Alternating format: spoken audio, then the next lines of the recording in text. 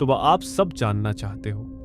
कल्कि के बारे में, चिरंजीवी, कलयुग का अंत और उसके बाद क्या होगा, ये बातें सुनने में जितनी दिलचस्प लगती हैं उतनी ही गहरी और गंभीर भी हैं।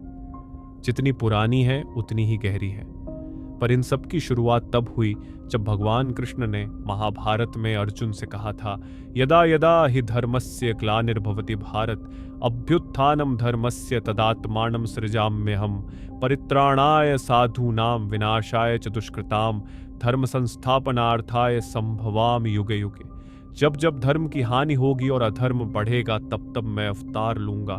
साधुओं की रक्षा के लिए, दुष्टों के विनाश के लिए और धर्म की पुनर्स्थापना के लिए मैं हर युग में प्रकट होता रहूंगा।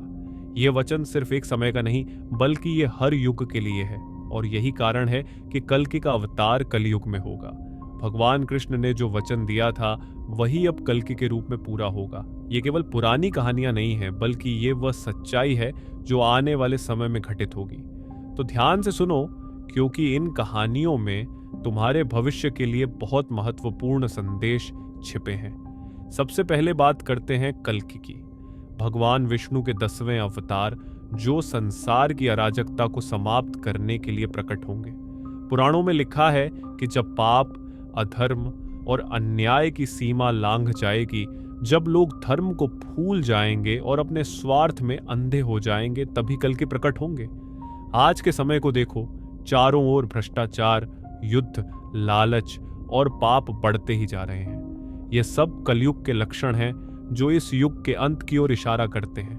और जब यह अंधकार चरम पर होगा तब कल्कि सफेद घोड़े पर सवार होकर सूर्य के समान चमकती हुई तलवार लेकर आएंगे। ये केवल युद्ध का अंत नहीं होगा बल्कि एक नया आरंभ होगा, सत्य युग की शुरुआत। कल्कि बुराई का संहार करेंगे और संसार को फिर से धर्म के रास्ते पर लाएंगे। पर यह इतना आसान नहीं होगा। जब कल्कि प्रकट होंगे तब केवल साधारण पापी ही नहीं बल्कि घोर असुर भी उनके सामने आएंगे।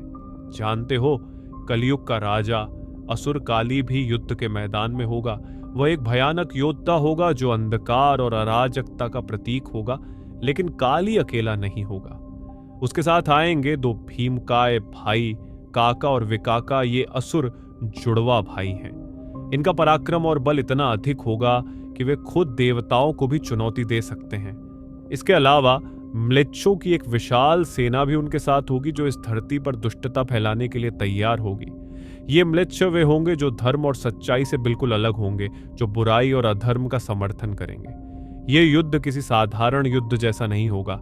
ये धर्म और अधर्म के बीच का अंतिम युद्ध होगा। जब युद्ध का समय आएगा तब रणभूमि किसी स्वप्न जैसा नहीं बल्कि किसी भयानक दृश्य जैसा होगा। वहां हर जगह धूल और धुआं होगा, तलवारों की चमक और योद्धाओं के चीखते स्वर होंगे। इस युद्ध में खून की नदियां बहेंगी, आकाश में तीरों की बौछार होगी और धरती क्रोध और संघर्ष से कांप उठेगी। भगवान कल्कि इस युद्ध को नेतृत्व करेंगे और उनके साथ होंगे वे सभी देवदूत और महान योद्धा जो धर्म के पक्षधर होंगे। यह युद्ध विनाश का प्रतीक नहीं होगा बल्कि पुनरुत्थान का संदेश होगा। लेकिन असली सवाल यह है कि इस युद्ध के बाद क्या होगा? क्या सब कुछ समाप्त हो जाएगा? नहीं, यह केवल आरंभ होगा। जब कल्कि इस भयानक युद्ध में अधर्म का अंत कर देंगे तब वह 7 चिरंजीवी जो इस धरती पर अमर होकर विचर रहे हैं, वे सब भी अपनी भूमिकाएं पूरी करेंगे। इन अमरों में से अश्वत्थामा, जिनका शाप उन्हें कभी खत्म नहीं होने देता, वे भी अंततः शांति पाएंगे। विभीषण, जो लंका के धर्मी शासक थे, वे अपनी भूमिका पूरी करेंगे। हनुमान जी, जिनका नाम राम के साथ जुड़ा है, वह भी इस युद्ध का साक्षी बनेंगे।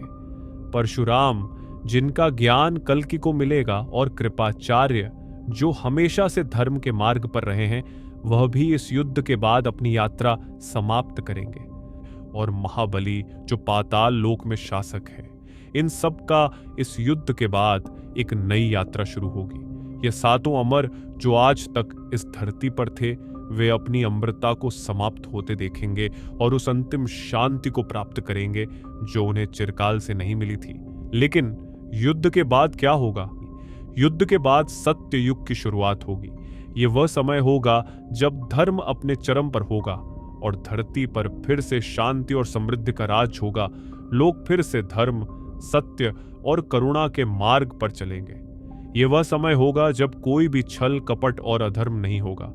मनुष्य फिर से प्रकृति के साथ सामंजस्य में जीवन व्यतीत करेगा और संसार एक बार फिर से पवित्र होगा। ये युग चक्र का पुनरारंभ होगा। सत्य युग के बाद त्रेता युग आएगा, फिर द्वापर और फिर से कलयुग आएगा। ये चक्र अनंत है और हर युग की अपनी भूमिका है। तो मेरे दोस्तों, ये सब तुम्हें क्या सिखाता है? ये सिर्फ पुरानी कहानियां नहीं है, ये वह सत्य है जिसे हमें समझना चाहिए। कल्कि का समय आ सकता है, पर तुम आज कैसे जीवन जीते हो यह भी महत्वपूर्ण है।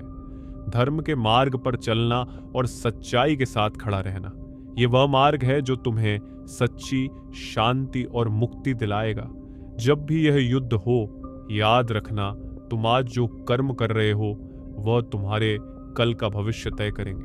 तो दोस्तों, अगर ये बातें तुम्हें दिलचस्प लगीं तो हमारे चैनल को सब्सक्राइब जरूर करो। आने वाले समय में और भी अद्भुत, रहस्यमय और ज्ञानवर्धक कहानियां लेकर हम हाजिर होंगे।